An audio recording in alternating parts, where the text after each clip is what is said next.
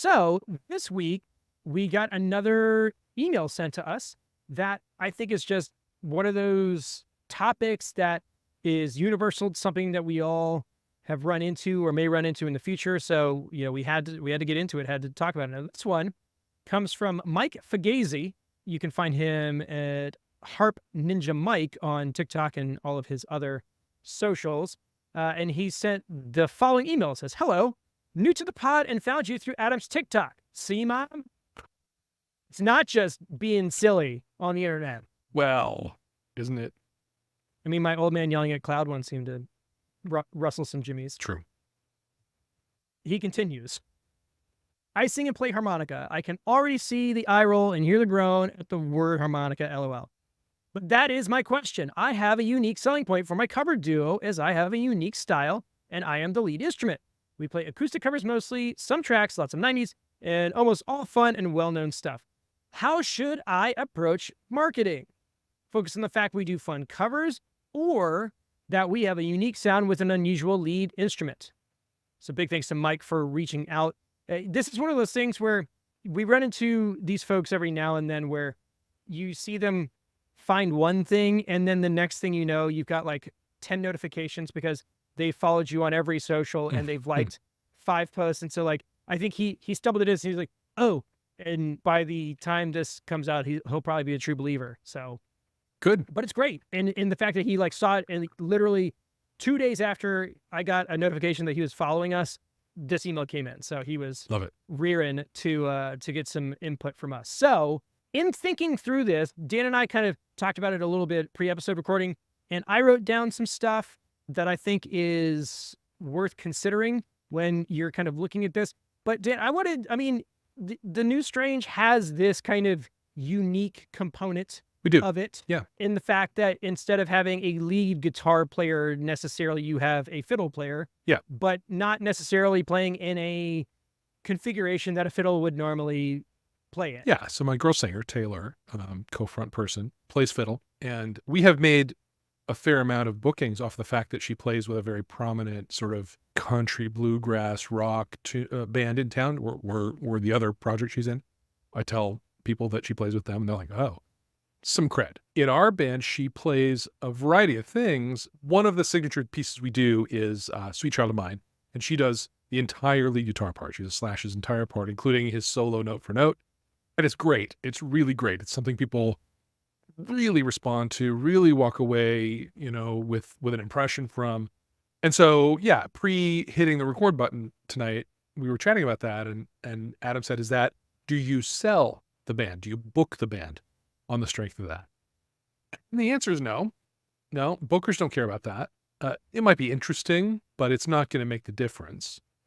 And I think that's probably true with the harmonica focus of this group too. Now, and I'll say, for whatever self-deprecation he put there about the eye roll and the groan, I went and listened. He's good. He's good.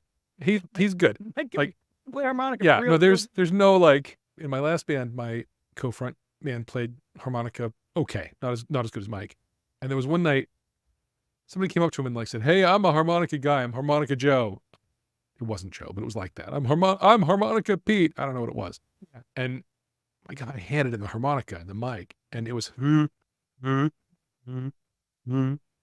was all he did, and he kept going. He kept going to the point that like I was on the other mic going, "All right, Harmonica Pete, okay." He just kept going, and oh my God, it was like we couldn't get the mic back from the. That is really funny. It was hilarious. We were laughing while it was happening. It was too absurd to. Right. So the point is, Mike's not like that. Mike actually plays the thing. But can you say to a booker, "Hey, book us instead of some other duo because of the harmonica"? Yeah. Not sure it matters. Not sure it matters. The thing is the two things as far as talking about like the internal marketing, because again, we're talking about two different things. We have the marketing that goes out to the people, which frankly, I don't think they need to worry about that being an issue, but it's the internal marketing. It's the to the booking agent, to the venue owner, to the person putting an event on. The two questions that you need to focus on is what is the value proposition for your group? Because that's ultimately what people are after. There are probably a fair amount of other duos in that area. I would say, like, the two questions you need to ask are why should we book you over some other duo? And yeah, what is your value proposition? For the most part, booking agents don't care about the means to the end. Right. Because the end is you entertained our patrons, they stuck around, consumed more alcohol, Yep. and made us more money. Yep. The things that support that objective is what you need to be putting into your marketing on that end. And your instrumentation choice is only tangentially relevant to that. You know, I play solo acoustic, and then I've also had a bunch of gigs with my drummer Charlie on cajon, right? Acoustic plus cajon, and having him really adds something. It really does. But I can't charge what I charge acoustic for that. I gotta charge more. And as much fun as it is, and as much as I feel like it adds to the show, does it translate into more people being there and more people staying longer? I have no evidence that it does. Yeah. So as much as you'd like to have a variety of, or I'm not sure that's true for Harp Ninja Mike. For me, I like having a variety of options I can offer to a booker. But at the end of the day, it's hard to know really whether any one of those is the magic ticket to what they care about, which is people retention and alcohol sales. Some of them care about variety too, though, and that's important. You can kind of service that need as well with a variety of offerings or an unusual offering like this one. Right. So that's not without value, but for the most part, what they care about is, do people come out to see you and your fancy harmonica? And if they do, then that's great. And if not, then that's not, the fact of the fancy harmonica is not a selling point. Right. You're just another vendor. You're a potential solution to a potential problem, but But you're unproven. got to find a way. You're unproven. Yeah, exactly. Yeah. And so the follow-up around that is talking about personal branding and just whether the reality of the gig itself exposes this particular component or whether attention needs to be drawn to it. Notably, we don't market ourselves. The New Strange does not market ourselves as the North Carolina's premier fiddle pop cover band. I mean, you could lead into it and you could just make, fiddle pop t-shirts and you could. Yeah. And now that you've said that, I probably have to. But Damn it. But it's not. Hurts my brain and it's a great idea. Oh, I know. But it's not a thing we've done, to sell to bookers. That's not, Mhm. nobody's cared about that much. They care about your bar sale records at, the other 3 venues you play at. That is what they care about. Yeah. So that's worth saying. Yeah. And one thing I kind of noticed is that first off, the thing that's great about Mike and what he's asking is that he's got a lot of stuff out there to already kind of like base our opinion on. Yeah. And the fact of the matter is, Mike exists on the internet as a harmonica player. That is what he does. Harp Ninja Mike. He's not only a performer, but he's also an educator, a clinician, if you will. The primary focus of his social media accounts is to teach other people how to play harmonica. So the fact that he's involved in it in the first place lends itself to that. Yep. All of the promo material of that duo performing that I saw was very clear that there was a harmonica involved. And if you look at the songs that are on his, let's say, TikTok account, odds are if you looked at all of the songs that duo plays and you just kind of stare at it as a group objectively, you would go, that's a lot of harmonica heavy songs in there, isn't it? Yep. So I think that from a marketing standpoint, you don't need to do anything. No, you're already doing it. You're already doing it. That's the thing. To reach out to an audience that's going to be interested in this, that already doing everything there is to do. Yeah. So my only caveat to that is in the event that one of your accounts explodes in some unique viral way, and all of a sudden you have 500,000 followers, then it's something that you might draw attention to. Our vocalist, Harp Ninja Mike, has 500,000 followers on Instagram. Sure. Sure. And that's marketing. Because again, that's a thing of saying, hey, our unique value proposition is we have this person with this following that is a part of this group. Ergo, that following may follow them into your venue. And it may be a fact that he's unique in this particular way, but it's not the particular uniqueness that makes it attractive. It's the popularity of it. Yeah. And if you want the focus to be on the harmonica part, the way that you do that is you do all of these things on social media and you build buzz around that kind of stuff. Yeah. Because ultimately, if you want it to be about the harmonica, the harmonica has to alert enough attention and attract enough interest that it is the most obvious thing to lead with when approaching opportunities. Yes. Because anybody who goes to the socials for this particular project, we see it. Harmonica's on there, and it sounds great. Yeah. It's fantastic. I just don't know if it's the thing that is going to net you more work or not. I think it's worth saying that there's prioritizing. It is, and it's also about focusing on audience. You know, an audience might follow you because of your harmonica, right? A booker's going to follow you because of your audience. So it's a second order deal, and you got to be aware of that dynamic when you are building your marketing, building your messaging. Booker doesn't care about the harmonica. The booker cares about your audience, and your audience might care about the harmonica. So that might color how you approach those different target audiences for your brands.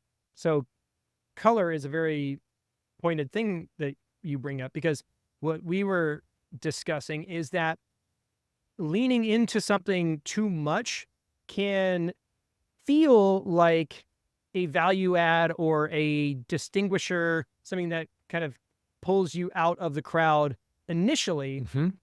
But if it is leaned on or relied on too heavily, it can be something that you can't get rid of. Yeah. So the idea that you start off as, let's say you were trying to really stand out and you're the backflip harmonica guy, and there's videos of you doing harmonica and backflips harmonica while you're doing a backflip. Yeah.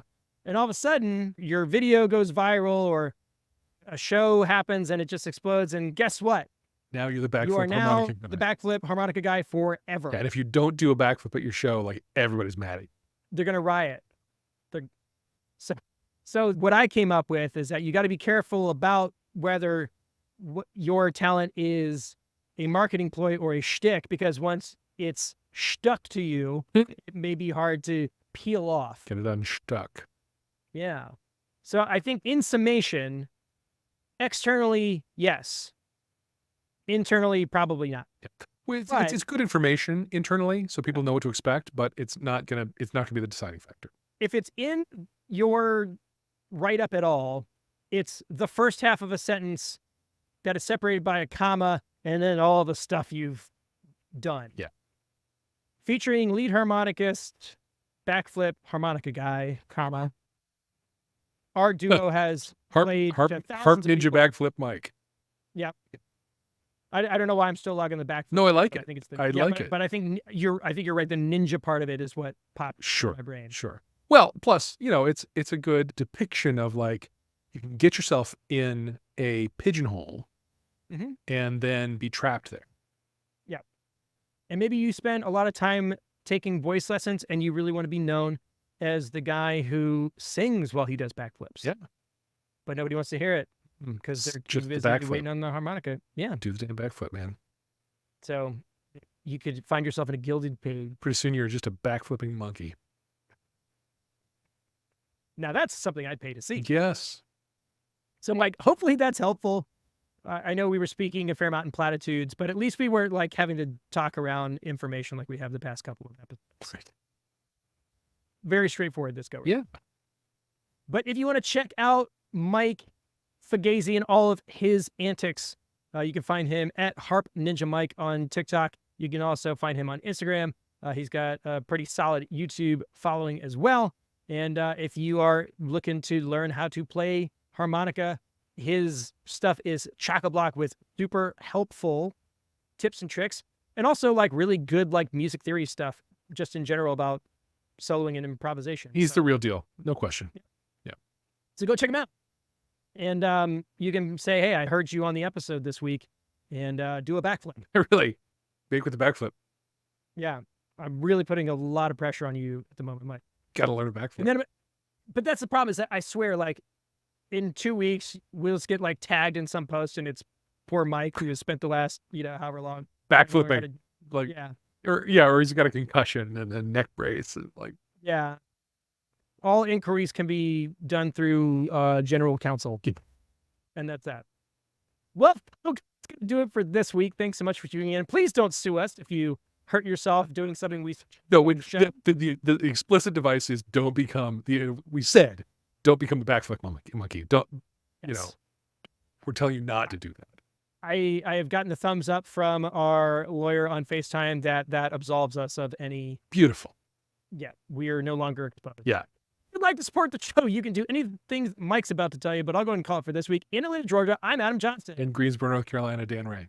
You have been listening to the Cover Band Confidential podcast for the week of June 21st, 2024.